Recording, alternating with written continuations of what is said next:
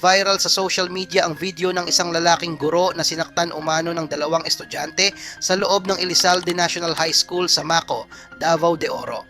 Sa kumakalat na salaysay ng mga nakasaksi, nasa ikalawang palapag umano ang guro nang mapansin niyang may mga estudyanteng nagsusuntukan sa ibaba.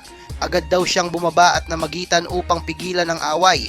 Pansamantalang tumigil ang komprontasyon, ngunit makalipas ang ilang sandali, dalawang estudyante umano ang lumapit at sinaktan ang guro. Makikita sa viral video ang kaguluhan habang napapalibutan ng guro ng ilang estudyante. Gayunman, hindi natin ipapakita o babanggitin ang kanilang mga pagkakakilanlan dahil mga minor de edad ang mga sangkot. May isa pang kumakalat na bersyon na nagsasabing nagsimula ang insidente matapos pagsabihan umano ng guro ang isang estudyante tungkol sa pagsusuot ng hikaw. Pero mahalagang linawin na hindi pa opisyal na nakukumpirma kung alin sa mga salaysay na ito ang totoong pinagmulan ng komprontasyon. Kinumpirma naman ng tagapagsalita ng DepEd Davao Region na si Dodong Atilo na iniimbestigahan na nila ang insidente. Isang abogado na rin umano ang itinalaga upang alamin ang buong pangyayari at matiyak na mabibigyan ng tamang proseso ang guro at mga estudyanteng sangkot.